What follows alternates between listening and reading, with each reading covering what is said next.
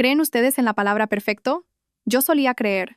Solía creer que vivía en un matrimonio perfecto, en una familia perfecta, sin una sola nube en el cielo. Tenía un esposo que cualquier mujer desearía, una suegra más comprensiva que mi propia madre, un hijo adorable e inteligente, y una carrera de la que yo misma me sentía orgullosa. El retrato de mi familia, a los ojos de todos, era hermoso, tan radiante que parecía no tener ni una sola mancha. Pero, señoras y señores, a veces lo que es demasiado perfecto esconde los secretos más terribles, y descubrí ese secreto no a través de celos o discusiones. Lo supe por una frase inocente de mi hijo de apenas 5 años.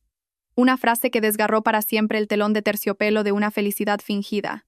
Aquella noche, como tantas otras noches tranquilas en nuestro chalet de las afueras de Madrid, mi esposo, Javier, se había ido a dormir temprano, diciendo que estaba un poco cansado. Mi suegra, Carmen, también se había retirado a su habitación. Solo quedábamos Mateo, mi hijo, y yo, sentados juntos en la suave alfombra de lana de la biblioteca. Le estaba leyendo un cuento de hadas sobre un príncipe y una princesa. El ambiente era increíblemente cálido y lleno de amor. Cuando el cuento terminó, cerré el libro, besé su frente y le dije, «Bueno, mi principito, es hora de dormir, ya es tarde». Mateo se frotó los ojos, bostezó largamente y de repente levantó la cabeza. Sus grandes y claros ojos redondos me miraron y dijo, con la más pura inocencia, «Mamá, ayer vi a la señorita Sofía darle un beso a papá, como tú se lo das». La palabra beso en el lenguaje de un niño era inequívoca. Mi mano, que acariciaba su cabello, se detuvo en el aire. Mis oídos zumbaban. La habitación, hasta entonces serena, de repente se volvió sofocante, irrespirable. La frase de mi hijo fue como un rayo que, sin previo aviso, golpeó mi mente y me dejó aturdida. Intenté forzar una sonrisa, pero sabía lo torcida y forzada que era. «¿Qué dices, mi príncipe?» Intenté que mi voz no temblara. «Seguro que lo viste mal. La señorita Sofía es tu tutora. ¿Cómo iba a besar a papá? Seguro que lo soñaste, ¿verdad?» Pero Mateo negó con la cabeza enérgicamente, su pequeña boca haciendo un puchero, con una expresión muy seria. «No, mamá, lo vi de verdad. Fue anoche, cuando estabas en la reunión en tu despacho. Bajé a la cocina a por agua y vi a la señorita Sofía y a papá allí. Ella se puso de puntillas y le dio un beso, y luego papá también le dio uno a ella, igual que en los dibujos animados. Cada palabra de mi hijo era clara y precisa, sin rastro de imaginación. Un niño de 5 años no sabe mentir sobre cosas así. Sentí como si alguien me estrujara el corazón. No podía respirar. Rápidamente lo abracé. Un abrazo muy fuerte, en parte para tranquilizarlo y en parte para ocultar el derrumbe que estaba ocurriendo dentro de mí.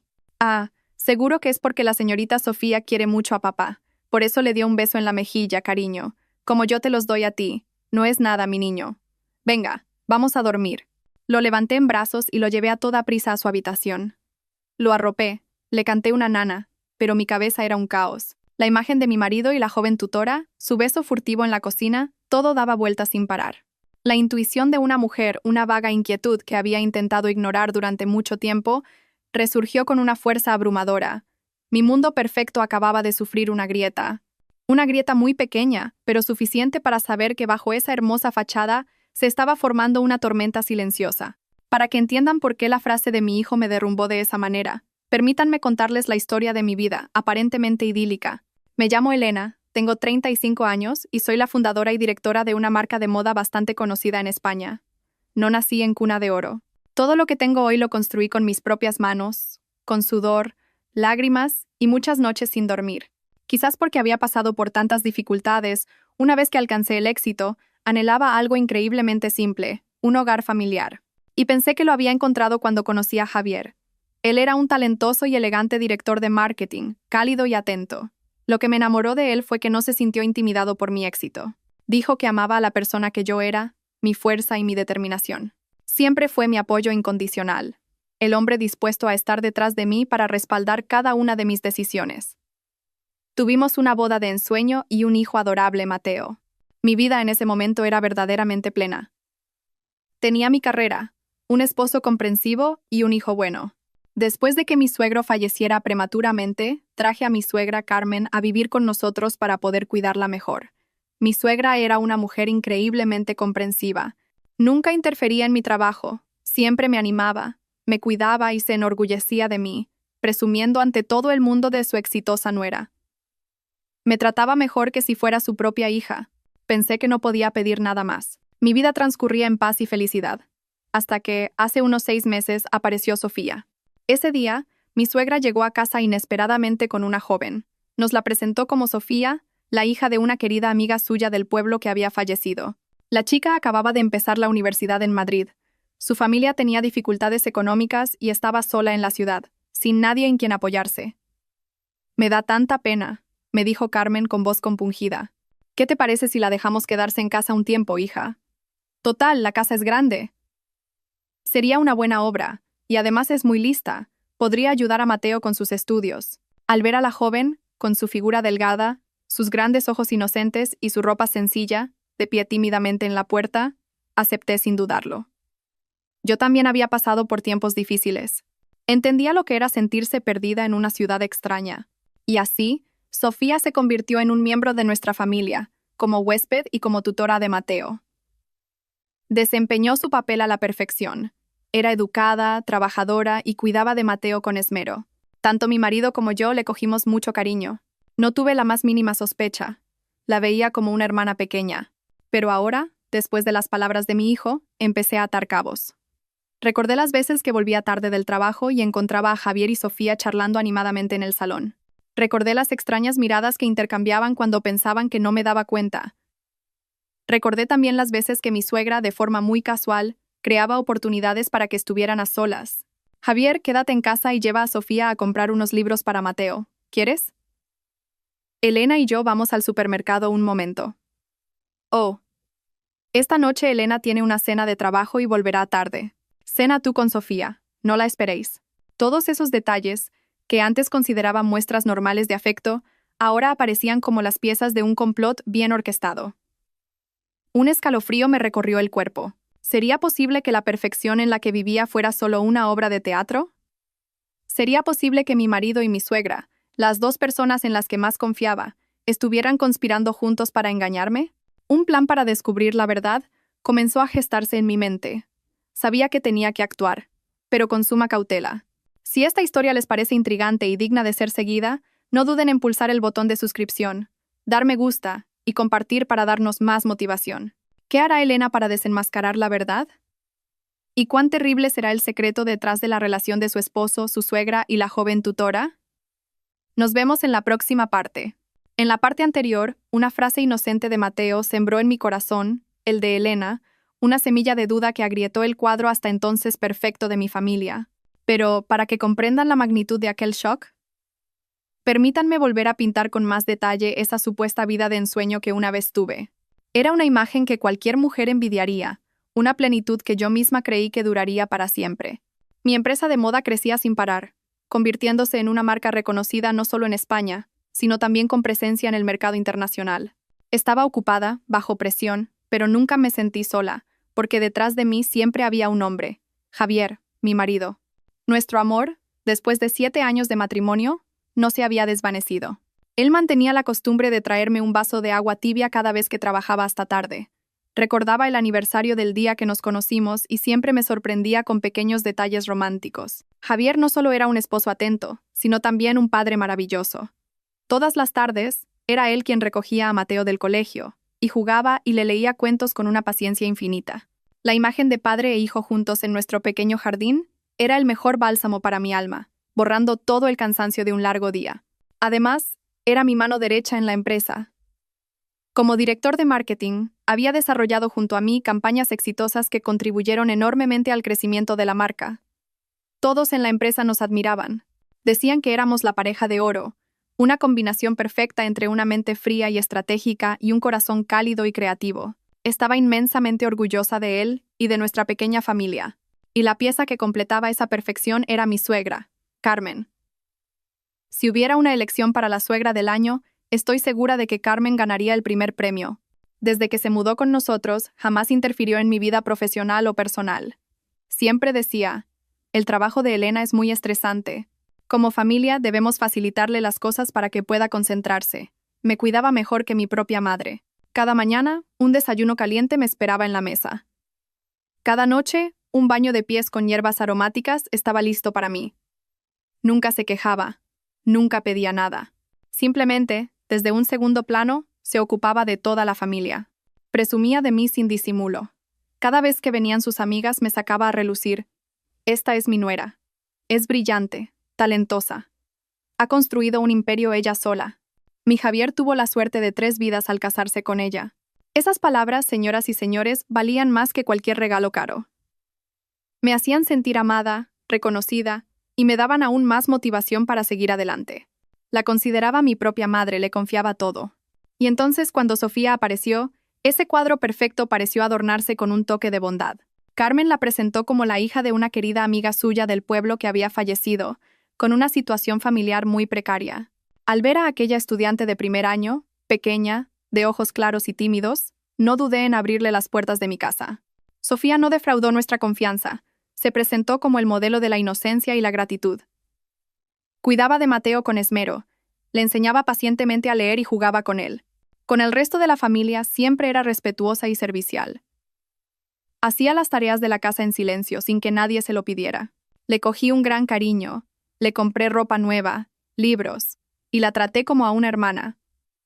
Pensé que acoger a una chica tan desvalida traería más bendiciones a nuestra familia.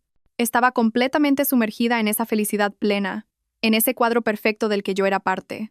No me di cuenta de que cada pincelada de ese cuadro, el marido ejemplar, la suegra de oro, la tutora inocente, eran en realidad trazos de una gran farsa. La frase de Mateo, vi a la señorita Sofía darle un beso a papá, fue como una pequeña piedra arrojada a un lago en calma, creando ondas que revelaron el fango oculto en el fondo. Después de esa noche, ya no pude mirar a mi familia con los mismos ojos. Empecé a observar, a prestar atención, y cuando la duda se instala en el corazón, hasta el gesto más insignificante se vuelve sospechoso. Me di cuenta de que la relación entre Javier y Sofía no era de simple afecto.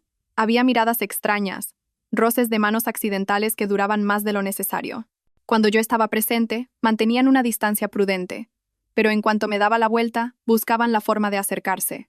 Y la directora de toda esa obra era, ni más ni menos, que mi suegra. Carmen, mi comprensiva suegra, creaba continuamente oportunidades que no podían ser más oportunas. Javier, esta noche Elena tiene que atender a unos clientes. Cena tú con Sofía y Mateo. Yo he quedado con mis amigas para ir a bailar. Oh, Sofía, ¿otra vez se te ha estropeado el ordenador? Deja que Javier te lo mire. Él es un manitas.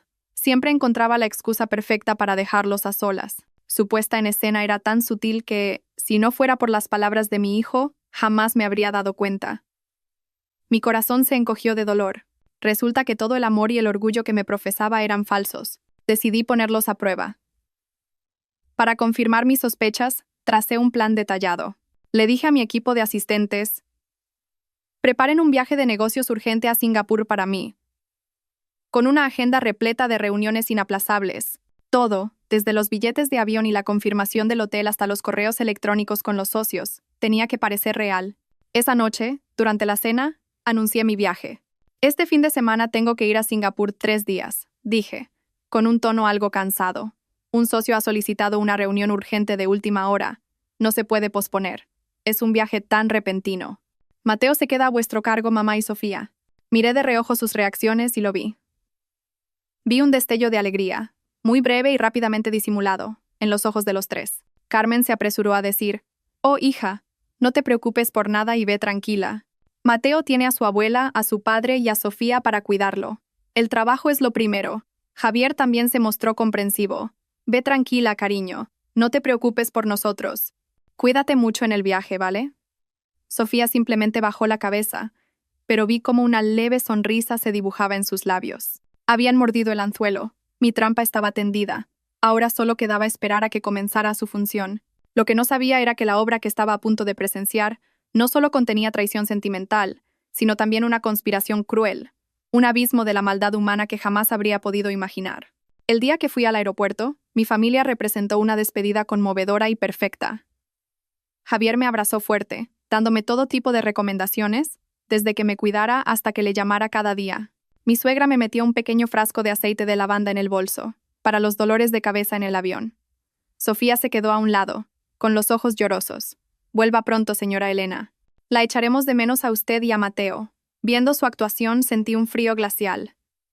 Yo también interpreté mi papel, besando a mi marido y a mi hijo, prometiendo traer muchos regalos, pero en cuanto el coche salió por la puerta, mi sonrisa desapareció, dejando solo una determinación de acero. Llegué al aeropuerto Adolfo Suárez Madrid Barajas. Facturé como si fuera real. Incluso saqué una foto a mi tarjeta de embarque y la subí a mis redes sociales con el texto: Adiós, Madrid. Nos vemos en 3 días. Era parte de mi plan para que creyeran que me había ido, para que se quitaran sus máscaras. Pero en lugar de pasar el control de seguridad, salí discretamente por otra puerta. Tomé un taxi y me dirigí a un hotel de lujo en el centro de la ciudad, no muy lejos de mi casa. Tenía que esperar al momento adecuado, cuando el sueño y la falta de vigilancia los hicieran vulnerables. Sentada en la fría y lujosa habitación del hotel, mi corazón ardía. No podía comer ni dormir. En mi mente, no dejaban de surgir escenarios. ¿Y si estaba siendo paranoica? ¿Y si estaba destruyendo mi propia felicidad? Pero entonces, las imágenes de sus miradas furtivas y las excusas de Carmen volvían a mi mente, disipando cualquier duda. No, mi instinto no podía fallar. Esperé pacientemente, viendo cómo las manecillas del reloj avanzaban. Las 10, las 11. A las 12 en punto de la noche, me levanté, me puse ropa oscura y salí del hotel. Tomé un taxi de vuelta a mi casa. El barrio estaba en silencio, sumido en la oscuridad. Mi casa también estaba a oscuras, con una apariencia engañosamente pacífica. Pero yo sabía que detrás de esa calma se escondía una sucia verdad. Usé mi propia llave para abrir la verja sin hacer ruido. Caminé de puntillas por el jardín, con el corazón a punto de salírseme del pecho. Cada paso sobre el césped húmedo por el rocío se sentía increíblemente pesado. Cuanto más me acercaba, más me costaba respirar. Contuve la respiración, introduje la llave en la cerradura principal y la giré suavemente. La puerta se abrió a un silencio absoluto, solo roto por el tic-tac del reloj de pie del salón. Cerré la puerta con cuidado y me quedé inmóvil en la oscuridad, escuchando, y entonces lo oí.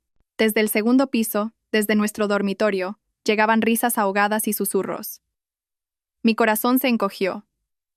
Sabía que había acertado. Subí las escaleras de mármol descalza, escalón por escalón, como si pisara cristales rotos. Cuanto más me acercaba, más claras se oían las voces. Era la voz de mi marido y la de otra mujer. La puerta del dormitorio estaba entreabierta, una fina línea de luz se proyectaba en el oscuro pasillo. Me acerqué lentamente, con el corazón latiéndome tan fuerte que temía que pudieran oírlo. Contuve la respiración y miré por la rendija. Y entonces, la escena que golpeó mis ojos, señoras y señores, no fue solo una traición. Fue una escena horrible, una conspiración despiadada, una humillación tan profunda que sentí cómo la sangre se me helaba en las venas. En nuestra propia cama de matrimonio, vistiendo el seductor camisón de seda roja que yo misma había comprado, estaba Sofía, acurrucada en los brazos de mi marido. No dormían, susurraban. La mano de Javier acariciaba su cabello. ¿De verdad me quieres? Oí la voz mimosa de Sofía. Claro que sí, mi amor, respondió Javier besándola en la frente. Solo tenemos que esperar un poco más, y tú y yo podremos estar juntos sin tener que escondernos de esa estúpida de mi mujer. Esa estúpida de mi mujer. El hombre que me susurraba palabras de amor cada noche ahora me llamaba así. Pero el horror no terminó ahí. En ese momento, mi suegra, Carmen, subió de la cocina con 2 vasos de leche caliente en una bandeja. No mostró sorpresa ni enfado. Al contrario, se acercó a la mesita de noche, le dio un vaso a Sofía con una ternura infinita y dijo: «Bebe, hija, para que cojas fuerzas y mi nieto crezca sano y fuerte». Luego, se inclinó para arropar a su hijo y a su amante. Y sonrió. Una sonrisa de satisfacción, como la de un director que acaba de completar una escena brillante. Tuve que taparme la boca con las manos para no gritar.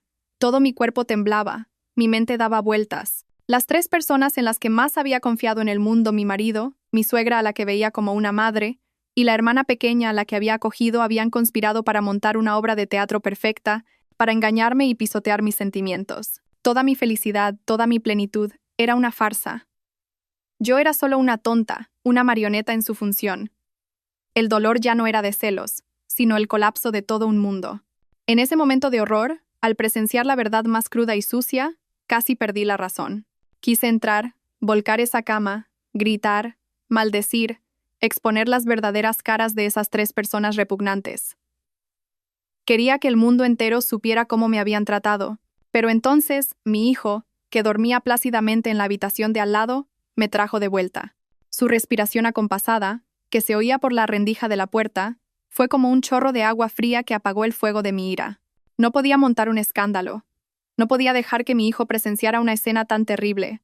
No podía permitir que su infancia quedara marcada por la ruptura de los adultos. Y mi mente, acostumbrada a las crisis empresariales, me dijo que no era el momento de actuar impulsivamente.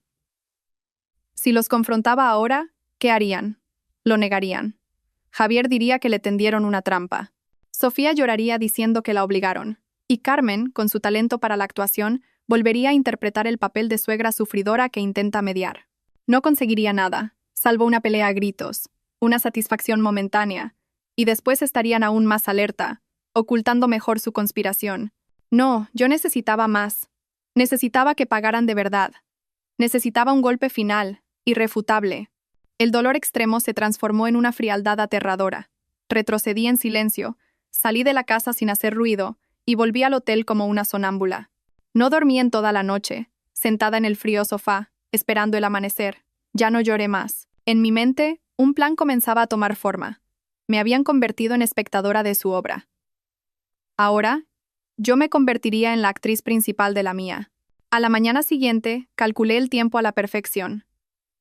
A las 7 en punto, cuando sabía que ya se habrían levantado y borrado todo rastro de la noche anterior, tomé un taxi hasta mi casa. Entré arrastrando la maleta, con aspecto agotado, como si acabara de llegar de un largo vuelo nocturno. Los tres, sentados a la mesa del desayuno, se quedaron de piedra al verme. «Elena, ¿qué haces aquí a estas horas?», balbuceó Javier con el pánico y la culpa escritos en la cara. El socio tuvo un imprevisto y canceló la reunión a última hora. Dije con voz ronca, había evitado beber agua toda la noche a propósito. Cogí el primer vuelo de vuelta. No me dio tiempo a avisar. Estoy agotada. Carmen se levantó de un salto, con una sonrisa algo forzada pero intentando parecer preocupada. Oh, qué bien que hayas vuelto. ¿Estás cansada? Sube a descansar, hija. Nosotras nos ocupamos de todo. Sofía mantenía la cabeza gacha, sin atreverse a mirarme, con las manos entrelazadas, interpretando a la perfección su papel de chica de pueblo tímida. Los miré a los tres, esos grandes actores. Sonreí para mis adentros. Mi obra acababa de comenzar. No, no pasa nada. Me daré una ducha y bajaré a desayunar con todos. Para estar en familia, dije, y arrastré la maleta escaleras arriba, directamente hacia el dormitorio. Sabía que seguían cada uno de mis pasos conteniendo la respiración. Abrí la puerta de la forma más natural posible. La habitación estaba impecable, sin rastro de la noche anterior. La cama perfectamente hecha. El perfume barato de Sofía había sido reemplazado por el aroma a lemongrass que yo siempre usaba. Eran rápidos borrando pruebas. Media hora después, salí del baño, me puse ropa cómoda de casa y bajé con una expresión fresca, como si nada hubiera pasado. Mi aparente ignorancia los alivió por completo. Creyeron que su engaño había funcionado, que yo seguía siendo la misma tonta de siempre, y esa arrogancia me dio el tiempo que necesitaba para preparar mi contraataque final. Un golpe que destruiría su perfecta farsa. Me convertí en una actriz, poniéndome la máscara de la inocencia, para poder investigar en secreto y descubrir toda la verdad detrás de su obra. La vida en el chalet volvió a su aparente normalidad, pero para mí se había convertido en un gran escenario donde cada día actuaba y observaba la actuación de los demás. Seguía siendo una esposa cariñosa, una nuera devota, pero cuando no miraban por la noche, me transformaba en otra persona, una investigadora fría y decidida. Decidí instalar cámaras ocultas. Necesitaba pruebas. Una en el dormitorio no era suficiente. Su conspiración iba más allá de una simple infidelidad. Debía tener un propósito mayor. Para descubrirlo, necesitaba una red de vigilancia completa. Aprovechando sus ausencias, instalé en secreto microcámaras ingeniosamente camufladas. Una en un bolígrafo del escritorio de Javier, otra en el reloj de sobremesa del salón, donde solían reunirse. Y la más audaz, una oculta en un marco de fotos en la propia habitación de mi suegra. Necesitaba oírlo y verlo todo, pero la vigilancia interna no bastaba. Necesitaba saber qué hacían fuera. Contacté con una prestigiosa agencia de detectives privados de Madrid, con la que ya había trabajado en asuntos de negocios. Les pedí que sus mejores agentes siguieran a los tres: Javier, Carmen y especialmente a Sofía. Necesito saberlo todo, les dije al jefe del equipo. Sus horarios, sus reuniones, sus transacciones financieras, por pequeñas que sean, y todo en el más absoluto secreto. La investigación a dos bandas, interna y externa, se puso en marcha. Cada día era una tortura mental. De día, sonreía y decía palabras de amor a quien me estaba traicionando. De noche, me enfrentaba sola a las crudas imágenes e informaciones que me llegaban. Pronto, las primeras pistas aparecieron, destrozando la imagen inocente de la tutora Sofía. El informe de los detectives reveló que no vivía como una estudiante humilde. Cuando salía de casa, no iba a la universidad ni a la biblioteca, sino a spas de lujo, boutiques de diseñadores y restaurantes caros. Se movía en BTC de alta gama y gastaba dinero a espuertas. No parecía una estudiante acogida por caridad, sino una reina disfrutando de la vida. Sus relaciones también eran complejas. Se reunía con frecuencia con hombres de aspecto sospechoso en cafés discretos. Eran encuentros rápidos, solo para intercambiar algo. La historia de que era huérfana y amiga de mi suegra era una completa mentira. Los detectives verificaron que sus padres vivían en su pueblo y eran simples agricultores. Al mismo tiempo, los informes financieros de Carmen mostraban irregularidades. Ella, una maestra jubilada con una pensión modesta, tenía gastos enormes en su tarjeta de crédito. Había comprado joyas con diamantes y bolsos de marca valorados en miles de euros. ¿De dónde salía ese dinero? Desde luego, no de Javier, cuyas finanzas yo controlaba de cerca. Estas pistas, aunque inconcretas, dibujaban un panorama oscuro. Sofía no era tan simple como parecía, y un misterioso flujo de dinero estaba llegando a ella y a Carmen. ¿Pero de dónde venía? ¿Y cuál era su objetivo final? La traición sentimental era solo la punta de un iceberg mucho más siniestro. Y sabía que la parte sumergida era la verdaderamente aterradora. No tuve que esperar mucho para descubrirlo. La respuesta me llegó una noche, de la forma más espeluznante posible. Ese día, le dije a mi familia que tenía una cena de gala importante y que volvería muy tarde. En realidad, me quedé en mi coche, aparcado en una esquina cerca de casa, con el portátil en el regazo, vigilando en directo las cámaras de la casa. Los vi, a los tres, después de acostar a Mateo, reunirse en el despacho de Javier. Esa habitación que yo misma había diseñado para él, llena de recuerdos de nuestros comienzos, ahora era la sala de reuniones para una oscura conspiración. Activé la grabación de audio. El sonido de la cámara oculta en el bolígrafo era nítido. Al principio, charlaban de trivialidades, pero luego Carmen fue al grano. Esto no puede seguir así. No podemos tener a Elena viviendo en esta casa. ¿Y si un día lo descubre todo? Pues nos divorciamos, mamá, respondió Javier, con voz algo cansada. Alargamos las cosas, esperamos a que Sofía dé a luz, y entonces presentamos los papeles. Aunque no quiera, tendrá que aceptar. ¿Divorciarnos? Carmen soltó una risa que, incluso a través de los altavoces, me heló la sangre. ¿Crees que es tan fácil? ¿Crees que esa zorra se irá con las manos vacías? Es una loba, hijo. La empresa es suya. Esta casa es suya. ¿Qué sacarías tú de un divorcio? ¿Una pequeña parte según la ley? No alcanzaría ni para los caprichos de Sofía. No, hijo. Hizo una pausa y continuó, bajando la voz con un tono venenoso. Solo hay una forma, rápida y limpia. Si ella desaparece, todo pasará a ser tuyo como su legítimo esposo, y después, de mi nieto.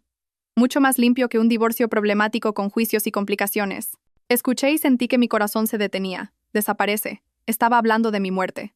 Una suegra planeando el asesinato de su nuera con la misma naturalidad con la que se habla de ir al mercado. Mamá, ¿qué estás diciendo? La voz de Javier temblaba. ¿Qué piensas hacer? Yo no haré nada, dijo Carmen. Pero los accidentes ocurren a todas horas, ¿no? Y entonces, Sofía, la chica de apariencia inocente, habló. Su voz era melosa, pero cada palabra era veneno puro. Su suegra tiene razón, cariño. Elena es demasiado inteligente y fuerte. Con un simple divorcio nunca nos dejaría en paz. Nunca permitiría que mi hijo heredara nada. Hizo una pausa y propuso una idea de una crueldad insuperable. He oído que a Elena le gusta conducir por la sierra los fines de semana para relajarse. Si los frenos de su coche fallaran en un puerto de montaña solitario, nadie sospecharía. Sería solo un lamentable accidente. Mi cuerpo se quedó helado. No podía respirar. No solo me engañaban. Estaban planeando mi asesinato. Estaban discutiendo mi muerte con detalle y a sangre fría. Pero lo que me destrozó fue la reacción de mi marido. Javier guardó silencio un largo rato. Por un instante, tuve una pequeña esperanza de que se opusiera, de que detuviera ese plan demencial, de que aún le quedara un ápice de humanidad. Pero no. Tras el silencio, habló. Su voz temblaba un poco, pero no de miedo, sino de cálculo. Pero... ¿es seguro? ¿Y si nos descubren? Sofía se apresuró a engatusarlo. Si lo hacemos con cuidado, nadie lo sabrá. Tengo un contacto que puede hacerlo de forma muy limpia. Solo necesito tu aprobación, mi amor. ¿No nos quieres a mí y a nuestro hijo? Carmen remató. Eso es, hijo. Tienes que ser decidido. ¿Quieres vivir a su sombra toda tu vida o quieres ser el dueño de tu destino y que tu hijo pueda ir con la cabeza bien alta? La incitación de su madre, los ruegos de su amante y, quizás, su propia envidia acumulada ganaron la batalla. Oí a Javier tomar aire profundamente y decir la frase que cerró la última puerta de esperanza en mí, la frase que lo convirtió de traidor en monstruo. De acuerdo. Pero tiene que parecer un accidente de verdad. En ese instante, dejé de sentir. Ni dolor, ni miedo. Solo un vacío infinito. El cuadro perfecto se había hecho añicos, revelando los fragmentos afilados de un complot asesino.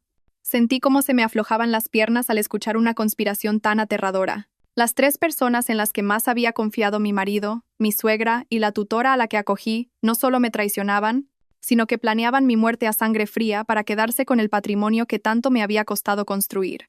La frase final de Javier, de acuerdo. Pero tiene que parecer un accidente de verdad. Resonaba en mi cabeza, afilada como una cuchilla, cortando el último hilo de afecto y esperanza que aún me quedaba. Sentada inmóvil en mi coche, en aquella esquina oscura, estaba helada, con la espalda empapada en sudor. Por primera vez en mi vida sentí un miedo real, un miedo que venía de las personas más cercanas. Esto ya no era una infidelidad ni una disputa por dinero, era un complot para asesinarme. Mi vida estaba en peligro. Por un momento quise arrancar el coche y huir, ir a la policía. Pero mi mente, acostumbrada a situaciones extremas, me detuvo. Si actuaba ahora, lo negarían. Dirían que fue una discusión acalorada, que hablaban por hablar. La grabación era una prueba importante, pero solo demostraba la intención, no el acto criminal.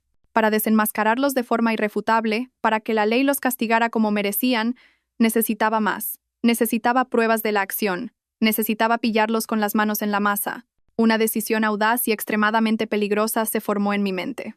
No huiría. Me enfrentaría a ellos. Me convertiría en el cebo para sacar a la bestia de su guarida.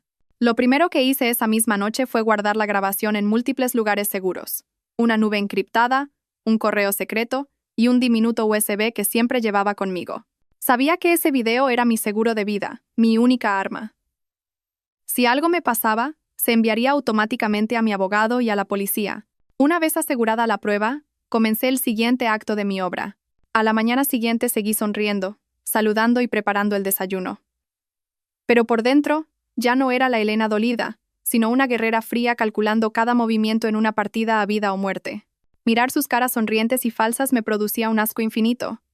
Javier me preguntaba con falsa preocupación si estaba cansada. Carmen me traía un caldo para reponer fuerzas. Sofía me saludaba con su mirada inocente. Actuaban de maravilla. Me estaban tratando como a una muerta, como a un cordero esperando el sacrificio. Pero no sabían que ese cordero, en una sola noche, se había convertido en un lobo. Sabía que necesitaban la oportunidad perfecta para ejecutar su accidente. Y yo se la iba a dar. Unos días después, durante la cena, comenté como si nada. Este fin de semana me apetece un poco de aire puro. Creo que me iré con mi amiga Lucía a un balneario en la Sierra de Gredos un par de días. Conduciré yo. Necesito relajarme y despejar la mente. Vi el brillo en los ojos de Carmen, la sonrisa fugaz de Sofía y la mano de Javier deteniéndose a medio camino de su boca. Habían mordido el anzuelo. Mi cebo estaba lanzado. Javier incluso fingió preocupación. ¿Irás bien conduciendo sola? ¿Quieres que te acompañe? No, cariño, rechacé amablemente. Quédate con mamá y el niño. Además, Lucía está pasando por un mal momento, y necesitamos algo de privacidad. Hace tiempo que no conduzco un trayecto largo. Me apetece. Mi plan estaba en marcha. El viaje fatídico del fin de semana. Sabía que actuarían antes, y mi equipo de detectives y yo estábamos listos para registrarlo todo. Los días siguientes, la atmósfera en casa se volvió extraña. En apariencia, todo era normal, pero yo sentía una tensión subyacente. Me trataban con una amabilidad exagerada, intentando adormecerme antes del golpe final.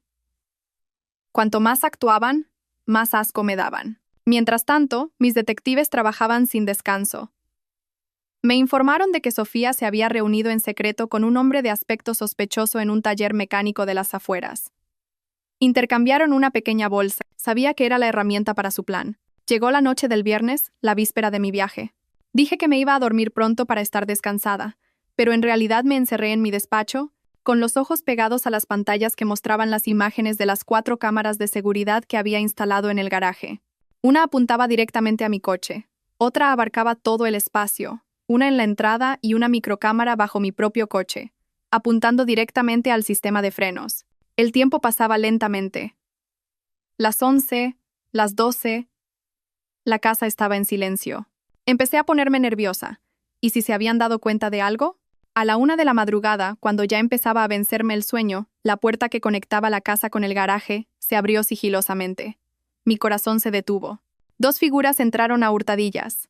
Javier y un hombre desconocido con una gorra que le tapaba la cara. Por las fotos de los detectives, supe que era el mismo con el que Sofía se había reunido. No encendieron la luz, solo usaron la linterna de un móvil. Javier le indicó al hombre que se acercara a mi coche. Él, mi marido, el hombre que juró protegerme, ahora vigilaba mientras otros saboteaban mi vehículo para matarme. Tuve que taparme la boca para no sollozar. Aunque estaba preparada, presenciarlo fue un dolor indescriptible. El hombre era un profesional. Se metió rápidamente bajo el coche. La cámara inferior lo grabó todo. Vi claramente cómo usaba una herramienta especial para hacer un pequeño corte en el latiguillo del freno delantero izquierdo. No lo cortó del todo, solo lo suficiente para que el líquido de freno se fuera perdiendo lentamente. Un plan diabólico. En ciudad no notaría nada, pero al bajar un puerto de montaña, los frenos fallarían de repente. Un accidente muy natural. Una vez terminado, el hombre salió y le hizo una seña a Javier. Mi marido sacó un fajo de billetes y se lo entregó. La transacción estaba completa. Salieron del garaje, pensando que su plan era perfecto, sin saber que todo su acto criminal había sido grabado con una claridad impecable. Me quedé allí, frente al monitor, helada. Tenía todo. El vídeo de la conspiración y el vídeo de la ejecución. Pruebas suficientes para llevarlos a los tres ante la justicia. Su obra había terminado. Era hora de que se levantara el telón de la justicia. Cogí el teléfono y envié todos los vídeos a mi abogado, el señor Ramos, con un simple mensaje. Todo está listo. Mañana actuamos. Esa noche no dormí. Vi los videos una y otra vez, no para regodearme en el dolor, sino para grabar a fuego las verdaderas caras de aquellos a quienes había amado con todo mi corazón. Mi corazón estaba helado. No sentía dolor ni odio, solo una fría y férrea determinación. Amaneció el sábado, el día que, según sus planes, sería el último de mi vida. Pero para mí, era el amanecer de la justicia. A primera hora, envié todas las pruebas a mi abogado y contacté con el inspector jefe de la Policía Nacional, con quien ya estábamos coordinados. Se trazó un plan de detención infraganti, minucioso y discreto. Agentes de paisano rodearon el chalet. Sabía que esta era la última jugada y no podía permitirme ningún error. Después de asegurarme de que mi hijo estaba a salvo con mi empleada de mayor confianza, comencé mi última actuación. Me vestí con un conjunto deportivo de diseño, enérgica y cómoda. Me maquillé ligeramente y me recogí el pelo, tratando de irradiar alegría. Bajé al salón arrastrando una pequeña maleta. Los tres, Javier, Carmen y Sofía, ya estaban allí, con sonrisas radiantes, listos para despedirme. Al verme, representaron una escena de preocupación increíblemente falsa. «¡Qué madrugadora!», dijo Javier, tomando mi maleta con una galantería nauseabunda. «¿Has desayunado?» «Mamá ha preparado las tostadas con tomate que tanto te gustan». «Sí, ya he comido. Quiero salir pronto. ¿Para que no haga calor?», respondí con la misma dulzura, aunque por dentro sentía un asco infinito. Carmen me cogió la mano, con la expresión de una suegra que adora a su nuera. «Conduce con cuidado, hija. Despacio, no corras. Sobre todo, al bajar el puerto. Llámanos cuando llegues, para que nos quedemos tranquilos». Incluso enfatizó bajar el puerto, como una última maldición. Sofía se quedó a un lado, con su mirada inocente y su voz queda... «Que lo pase muy bien, señora Elena. La echaremos de menos a usted y a Mateo». Señoras y señores, al presenciar esa escena, ya no sentía nada. Me despedían hacia la muerte con palabras de amor. Esperaban con ansias la noticia de un lamentable accidente. No sabían que esas serían sus últimas palabras, su última actuación antes de que cayera el telón de la justicia. Les sonreí por última vez, una sonrisa que debió de ser aterradora. «Sí, cuídense mucho. Me voy, pero volveré pronto». Caminé hacia el garaje, con ellos siguiéndome. Querían asegurarse de que su plan no fallaba. El garaje estaba en silencio. Mi coche deportivo blanco brillaba bajo la luz. Nadie diría que era una trampa mortal. Me acerqué al coche. Javier solícito me abrió la puerta, en un último acto de marido perfecto. «Con cuidado, cariño», me susurró al oído. Un gesto que antes me parecía romántico ahora me daba escalofríos. Asentí, a punto de sentarme. Mi corazón latía un poco más rápido. Sabía que era el momento. Justo cuando mi mano tocó la puerta del coche, justo cuando iba a entrar, Una voz firme rompió el silencio. ¡Alto! Policía Nacional. La puerta automática del garaje se levantó de golpe, inundando el espacio de luz y de decenas de agentes uniformados que entraron como una exhalación. De los otros coches aparcados salieron mi abogado y su equipo. Todas las salidas estaban bloqueadas. Javier García, Carmen Ruiz, Sofía Mendoza, tronó la voz de un inspector, su voz resonando en el garaje. Quedan detenidos por conspiración y tentativa de asesinato. Los tres se quedaron paralizados, el terror puro en sus rostros.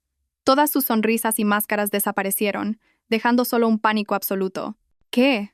¿Qué es esto?, balbuceó Carmen, con la cara blanca como el papel. ¿Quiénes son ustedes? Es un error. Mi nuera se iba de viaje, solo la estábamos despidiendo. No hay ningún error, señora, dijo el señor Ramos, mi abogado, acercándose y mostrando una tablet. En la pantalla, se reproducía en silencio el video de Javier y el mecánico saboteando mi coche la noche anterior.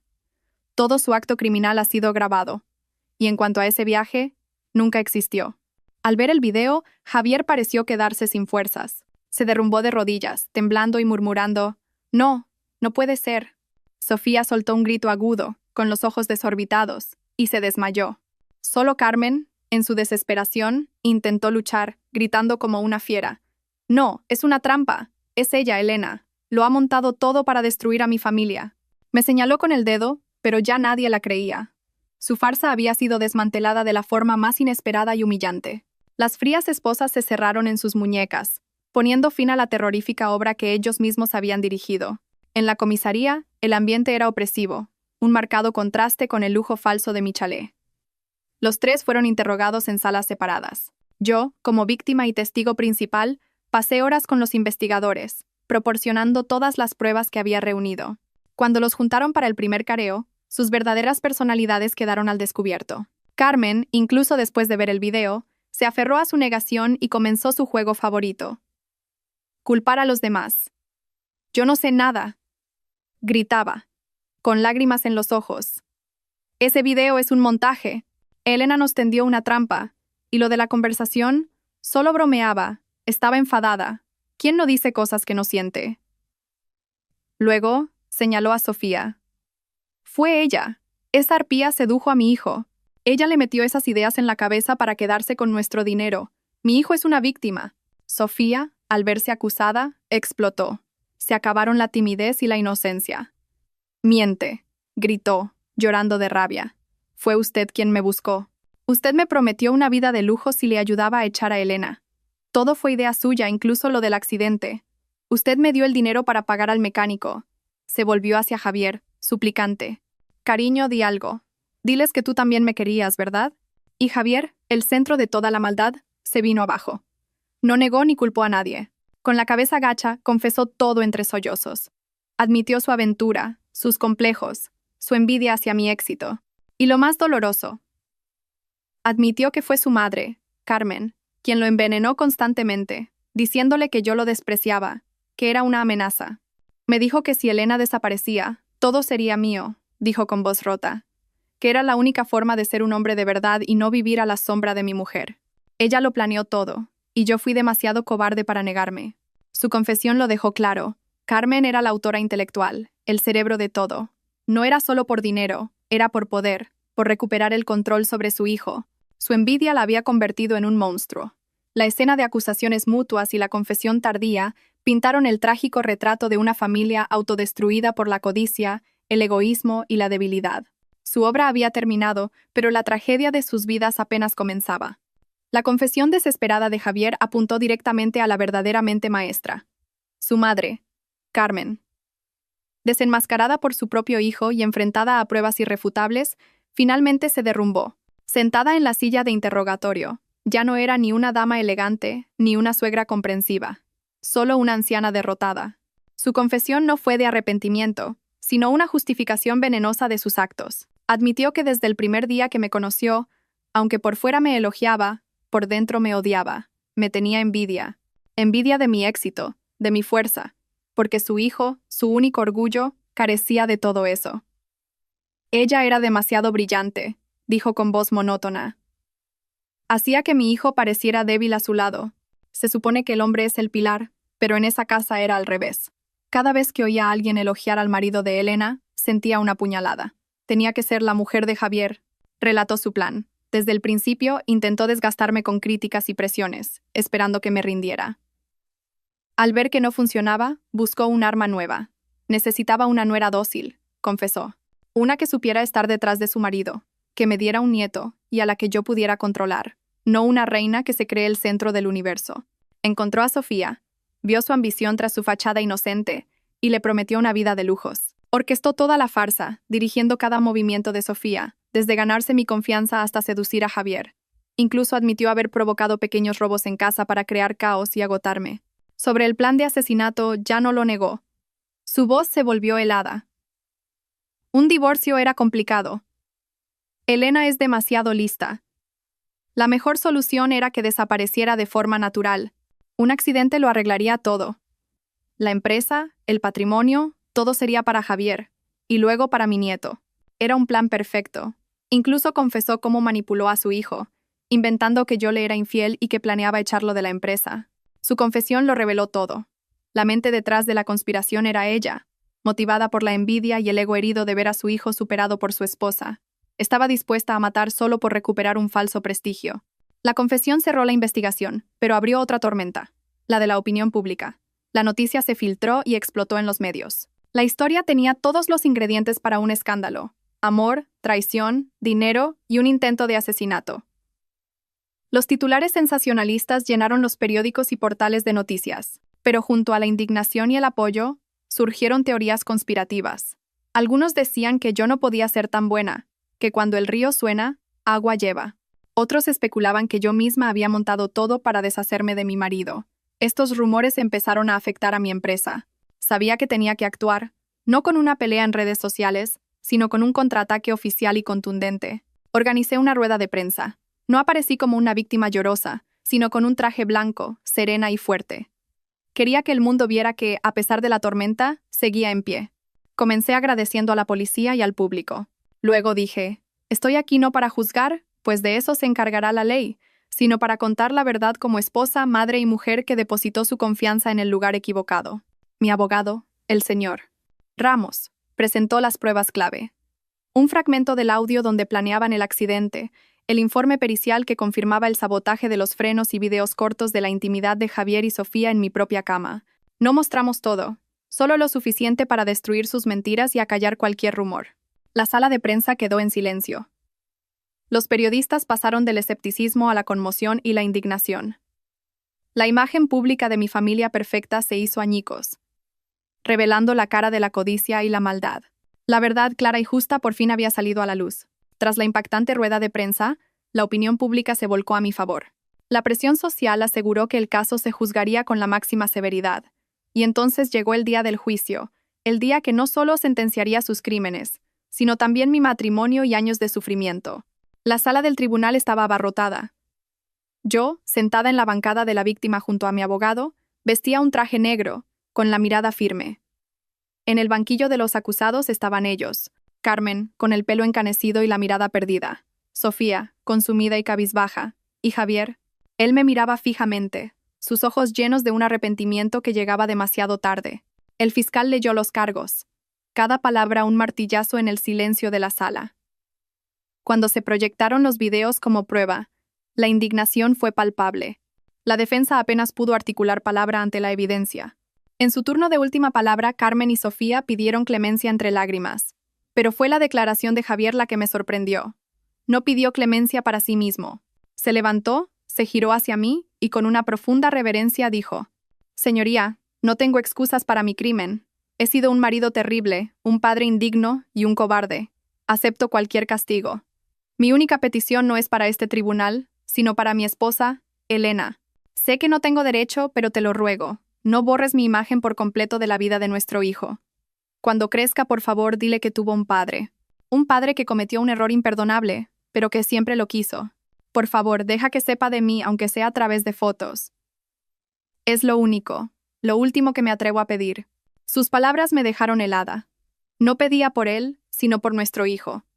Me enfrentaba a una elección terrible. Una parte de mí quería borrar todo rastro de ellos de nuestras vidas, proteger a Mateo con un muro de silencio. pero otra parte se preguntaba si eso era lo mejor para él. ¿Debía mentirle, diciendo que su padre había muerto, o contarle la devastadora verdad? ¿Qué le haría más daño a largo plazo? Tras la deliberación, el juez dictó la sentencia. Recibieron condenas severas y justas. Carmen, como autora intelectual, recibió la pena más alta. Javier y Sofía pagarían su crimen con años de su vida tras las rejas. Después del juicio, pedí ver a Javier por última vez. Entró en la sala de visitas, esposado, con el uniforme de recluso. No se atrevía a mirarme. He escuchado tu petición, le dije con calma. El divorcio es definitivo. Se acabó. Pero sobre nuestro hijo, he tomado una decisión. Levantó la vista expectante. No le mentiré, ni borraré tu existencia. Cuando sea lo suficientemente mayor para entender, le contaré toda la verdad. La verdad sobre un padre que lo quiso mucho, pero que también cometió un error terrible. Le enseñaré que todos podemos equivocarnos, y que lo importante es asumir la responsabilidad y arrepentirse. Su futuro, si te acepta o no, dependerá de tu verdadero arrepentimiento en los próximos años. Intenta ser una buena persona, no por mí, sino por él. Me levanté y me fui sin mirar atrás. Oí cómo gritaba mi nombre y luego rompí a llorar.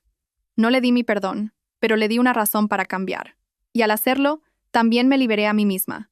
La vida de mi hijo y la mía empezó una nueva página. Dejé de ser una mujer fuerte solitaria. Pasé más tiempo con Mateo, enseñándole no con rencor, sino con fábulas sobre la verdad, el perdón y la importancia de defenderse del mal. Mi empresa siguió prosperando, pero aprendí a equilibrar, a delegar y a disfrutar de las pequeñas cosas que había olvidado. Empecé a bailar, a hacer arreglos florales, a redescubrir la alegría más allá de los balances financieros. Queridos amigos, mi historia termina aquí. La cuento no para presumir, sino para compartir las lecciones que aprendí a un precio muy alto. Primero, desconfíen de lo que es demasiado perfecto. La vida no lo es. A veces, la perfección es solo una farsa bien montada. Nunca ignoren su intuición. A menudo es su mejor guardián, el que detecta el peligro que la razón aún no ve. Segundo, cuando descubran la traición, sean valientes y decididos. No cedan ni esperen que cambien. Con los malvados, el perdón es complicidad, y el silencio es una oportunidad para que hagan más daño. Protegerse, a veces, requiere ser implacable. No es maldad, es legítima defensa. Y finalmente, crean en el poder del renacimiento. La verdadera felicidad no es una imagen impecable desde el principio. Es la paz que se encuentra después de haber atravesado la tormenta. No teman a sus cicatrices. Son la prueba de su fortaleza. No dejen que el pasado los defina. Conviértanlo en una lección para construir un futuro más brillante. El viaje de Elena, la mujer que hemos seguido, ha llegado a su fin. Pero las lecciones que deja resuenan profundamente. Su historia es una advertencia sobre la peligrosa fachada de la perfección y la importancia de escuchar nuestra voz interior. Nos recuerda que no todo lo que brilla es oro, y que nuestra intuición es un sistema de alerta temprana que nunca debemos ignorar. Nos enseña también sobre la naturaleza del mal, sobre los lobos con piel de cordero que viven a nuestro lado. Los villanos de esta historia no eran monstruos evidentes, sino personas que usaban máscaras de bondad. La suegra perfecta, el marido ejemplar, la tutora inocente. Usaron la confianza de Elena como un arma en su contra. La lección es amarga. No todos los que te tratan bien te desean el bien. Para reconocerlos, debemos observar sus acciones cuando creen que nadie los ve y cómo reaccionan cuando sus intereses se ven amenazados. Y cuando la máscara cae, la historia de Elena nos enseña a transformarnos de víctimas en estrategas. En lugar de sucumbir al dolor, convirtió sus lágrimas en combustible para su intelecto. Actuó con un plan, no por impulso. Nos enseña que para ganar una batalla, la inteligencia es más poderosa que la ira. La justicia no llega a quienes solo lloran, sino a quienes luchan por ella con astucia. Finalmente, su decisión en el juicio es una profunda lección sobre la maternidad. Al elegir contarle a su hijo la difícil verdad, le dio la mejor protección posible. No un mundo falso y perfecto, sino las herramientas para enfrentar un mundo imperfecto con valentía y discernimiento. Queridos amigos, la vida de cada uno es un libro. Habrá capítulos luminosos y otros oscuros. Que esta historia sirva como una luz para navegar por las sombras. Recuerden siempre, su bondad es un regalo, no se la den a quien no la merece. Sus límites son su honor, no dejen que nadie los pisotee. Y su corazón, aunque herido, nunca debe endurecerse por el odio. Mantengan siempre un corazón cálido, una mente fría y una columna vertebral recta. Solo así podrán atravesar cualquier tormenta y encontrar su propio puerto de paz. Gracias por acompañarnos en esta reflexión.